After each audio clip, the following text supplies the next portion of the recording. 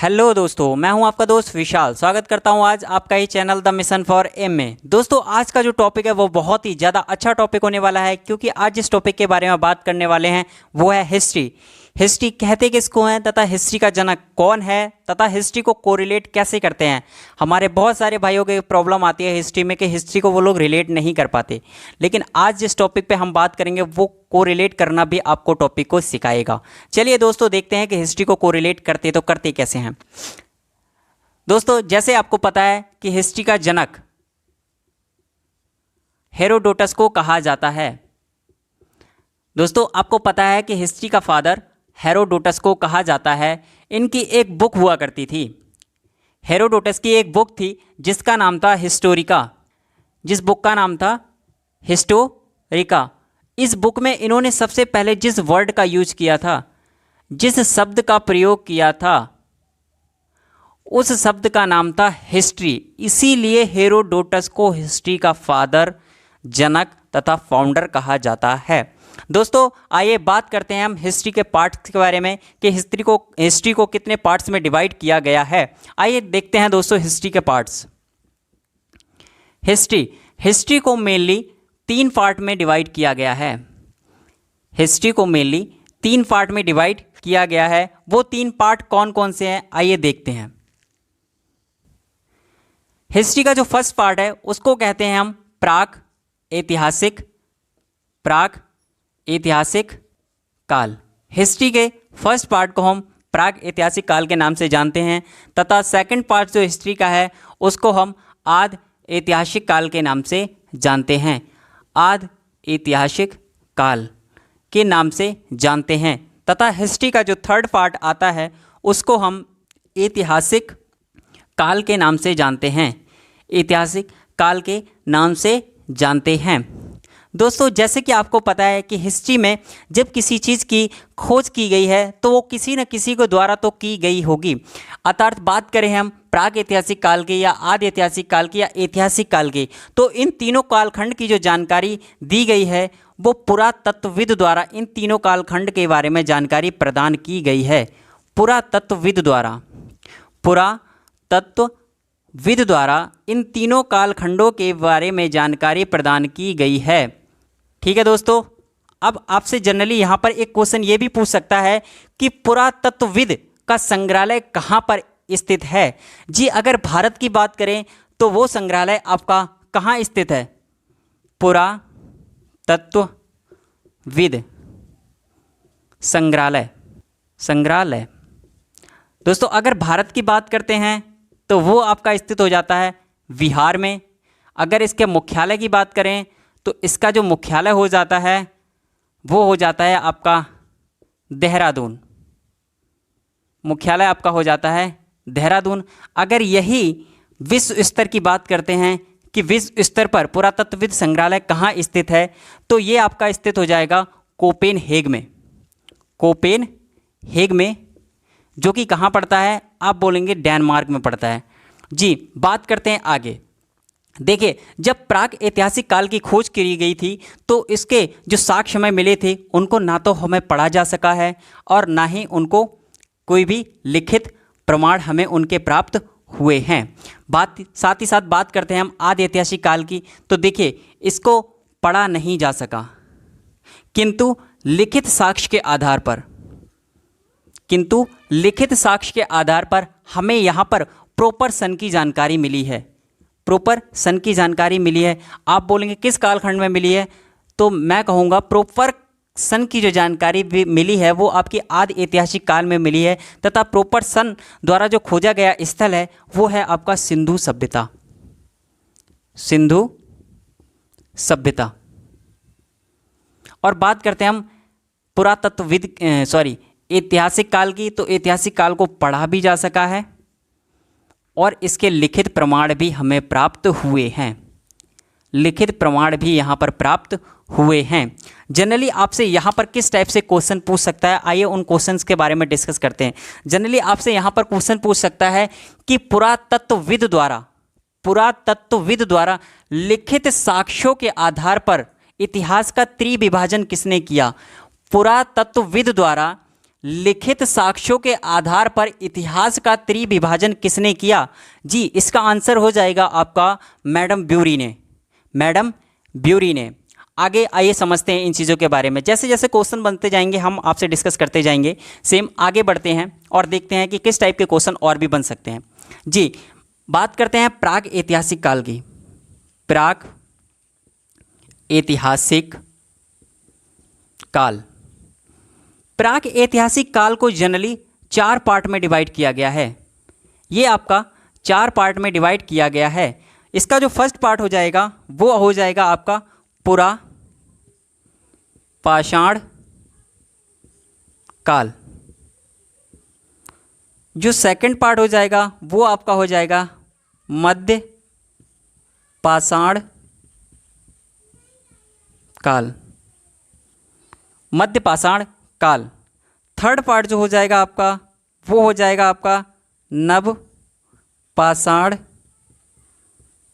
काल। एंड जो last part हो जाएगा इसका वो हो जाएगा उत्तर ताम्र पाषाण काल। उत्तर ताम्र पाषाण काल। देखिए दोस्तों प्रॉपर प्राग ऐतिहासिक काल को मेनली 4 पार्टों में डिवाइड किया गया है। फर्स्ट पार्ट जो इसका है वो है पुरा पाषाण काल। जो इसका टाइम पीरियड की बात करें तो ये 25 लाख से 12,000 ईसा पूर्व 12,000 ईसा पूर्व वर्ष पहले इसकी खोज की गई थी। बात करें इसकी तो ये 12,000 से 4,000 था।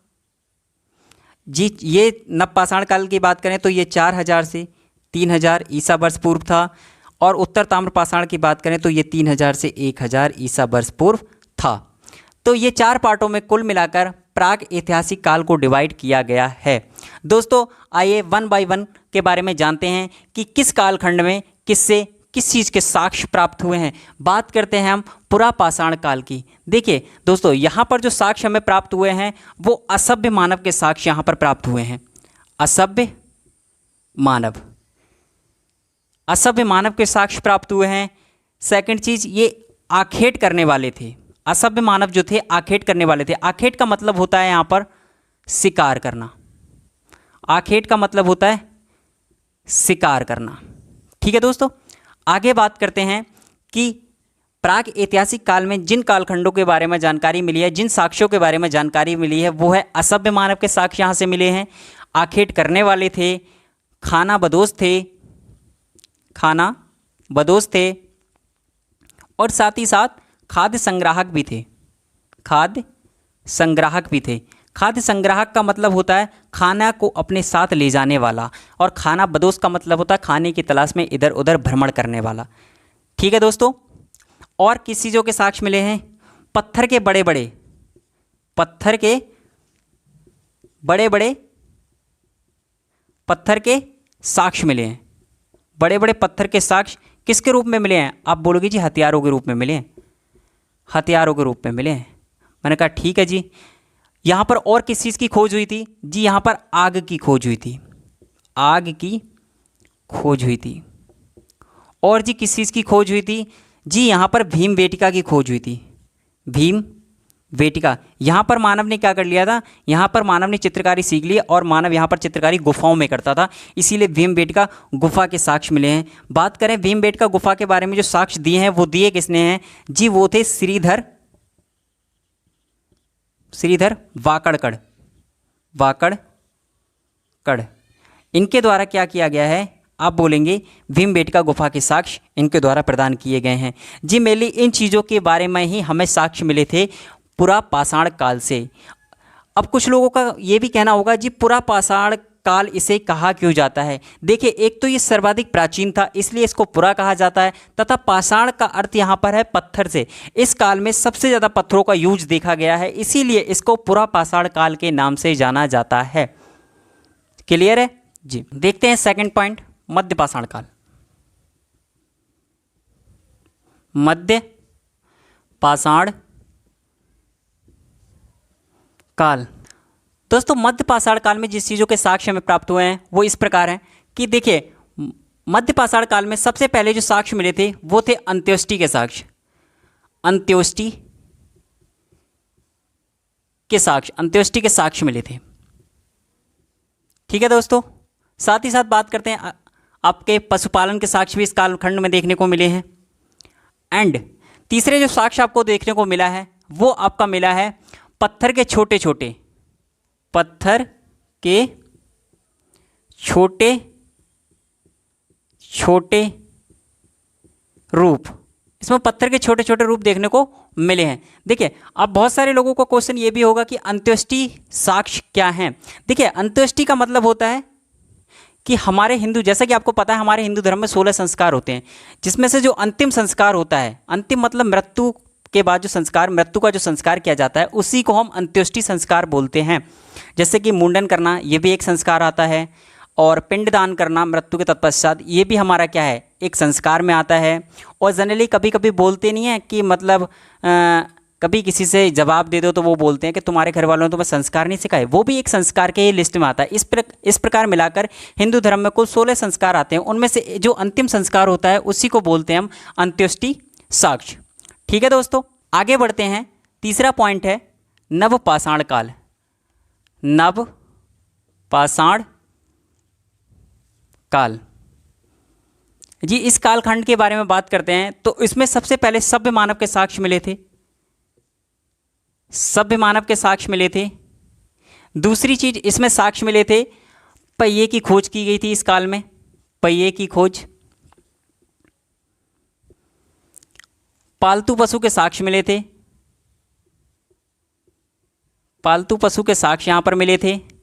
कृषि के साक्ष्य यहां पर मिले थे। मनका के साक्ष्य मिले थे। और बहुत सारे लोगों का प्रश्न ये भी होगा कि मनका किसको बोलते हैं। देखिए, उस टाइम जो मिट्टी के बनाए गए बर्तन होते थे उनको मनका कहा जाता था, तथा यही जब सिंधु सभ्यता में बनाए जाने लग गए मिट्टी के बर्तन तो इनको टेढ़ा कोटा कहा जाता था। सेम मिट्टी के बनाए गए बर्तन को घड़े नुमा आकृति जो प्रदान की जाती थी उसको मनका कहा जाता था। ठीक है दोस्तों, आगे बढ़ते हैं, बात करते हैं हम कृषि की। कृषि के सर्वप्रथम जो साक्ष्य हमें मिले थे वो मेहरगढ़ से मिले थे। मेहरगढ़, मेहरगढ़ कहाँ पड़ता है जी? आप बोलेंगे सर ये तो पाकिस्तान में पड़ता है। पाकिस्तान में 2 पहाड़ी हैं, एक है किरथर पहाड़ी, दूसरी है सुलेमान पहाड़ी। सुलेमान पहाड़ी जी, इन दोनों के बीच ही कृषि के सर्वप्रथम साक्ष्य मिले थे। कृषि के सर्वप्रथम साक्ष्य मिले थे। यहाँ पर जो फसल यूज करी गई थी यानी फसल का प्रयोग में लाई गई थी वो फसल कौन सी थी? आप बोलेंगे जी गेहूं की थी और जौ। गेहूं और जौ की फसलों का ही यहाँ पर क्या किया गया था? उत्पादन सर्वप्रथम किया गया था। किस सन में किया गया था? तो ये किया गया था 7000 वर्ष पूर्व, 7000 ईसा वर्ष पूर्व इसका क्या किया गया था? कृषि की गई थी। ठीक है जी, आगे बात कर लेते हैं। अब हम आगे बात करते हैं कि कभी कभी क्वेश्चन आपसे किस टाइप से पूछ सकता है कि प्रारंभिक कृषि के साक्ष्य कहाँ से प्राप्त हुए हैं? जी आप बोलेंगे प्रारंभिक कृषि के साक्ष्य मेहरगढ़ से प्राप्त हुए हैं, जो कि वर्तमान पाकिस्तान में है। किरथर और सुलेमान पहाड़ी के बीच में कृषि के साक्ष्य हमें 7000 ईसा वर्ष पूर्व प्राप्त हुए थे। कभी कभी क्वेश्चन आपसे ये भी पूछ लेता है कि नवीनतम कृषि के साक्ष्य कहाँ से प्राप्त हुए थे। क्वेश्चन पूछता है नवीनतम कृषि के साक्ष्य। देखिए, नवीनतम कृषि के साथ जब भी पूछेगा तो आंसर हो जाएगा आपका कोलडिबा। कोलडिबा जो कि कहाँ पड़ता है? इलाहाबाद में पड़ता है, इलाहाबाद यूपी में। इसमें कृषि के जो साक्ष्य मिले थे वो लगभग 8000 ईसा वर्ष पूर्व मिले थे।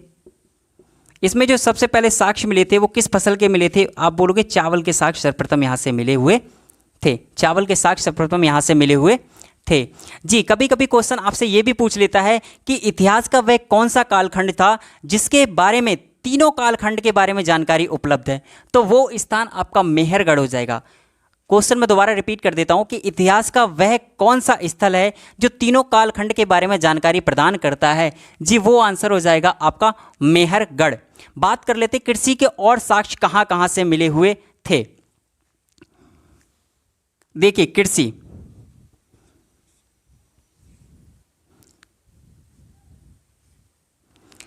के और साक्ष्य ये 4 स्थानों से मिले हुए थे। पहला जो मिला था आदमगढ़। आदमगढ़ से आपके कृषि के साक्ष्य भी मिले थे, तथा आदमगढ़ से मानव के गुफाओं में एकत्र समूह के साक्ष्य भी मिले थे। यानी कि मानवों के समूह का साक्ष्य कहाँ से मिला था? आदमगढ़ से मिला था। ठीक है। दूसरी चीज, सराय बहादुरगढ़, सराय बहादुरगढ़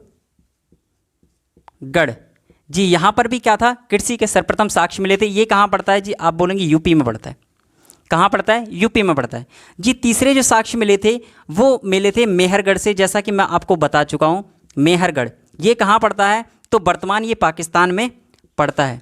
वर्तमान कहाँ पड़ता है? ये पाकिस्तान में पड़ता है। फोर्थ जो लास्ट आपके कृषि के साक्ष्य मिले थे, कोल्डिवा, ये भी मैं आपको बता चुका हूँ। यहाँ पर किसके साक्ष्य मिले थे? आप बोलेंगे चावल के साक्ष्य मिले थे। पड़ता कहाँ है? तो आप बोलेंगे ये यूपी में पड़ता है। कृषि के साक्ष्य यहाँ से मिले थे। कभी कभी क्वेश्चन किस टाइप से आपसे पूछ सकता है, उन क्वेश्चंस के बारे में हम डिस्कस करते हैं कि एग्जामिनर क्वेश्चन कैसे घुमा सकता है जी। क्वेश्चन के तौर पे आपसे ये भी पूछ सकता है कि चिलकोलिथ काल किस काल को कहा जाता है। क्वेश्चन मैं रिपीट कर देता हूं कि चिलकोलिथ काल किस काल को कहा जाता है। तो आपका आंसर हो जाएगा उत्तर ताम्रपाषाण काल को चिलकोलिथ काल के नाम से जाना जाता है। उत्तर ताम्रपाषाण काल को चिलकोलिथ काल के नाम से जाना जाता है। और किस टाइप से एग्जामिनर क्वेश्चन घुमा सकता है कि वो पूछेगा कि मेगालिथ काल किस काल को कहा जाता है। मेगालिथ का मतलब होता है पत्थर के छोटे छोटे औजार या पत्थरों का छोटा छोटा रूप कहाँ पर देखने को मिला है। तो आप बोलेंगे वो देखने को मिला है आपका वो आपका देखने को मिला है मध्य पाषाण काल में। कहाँ मिला है? मध्य पाषाण काल में। पत्थरों के छोटे छोटे रूप कहाँ देखने को मिले हैं? मध्य पाषाण काल में। ठीक है दोस्तों जी। एक क्वेश्चन आपका ये भी रह जाता है कि कभी कभी पूछ लेता है कि गर्त आवास इसके साक्ष्य कहाँ से देखने को मिले हैं।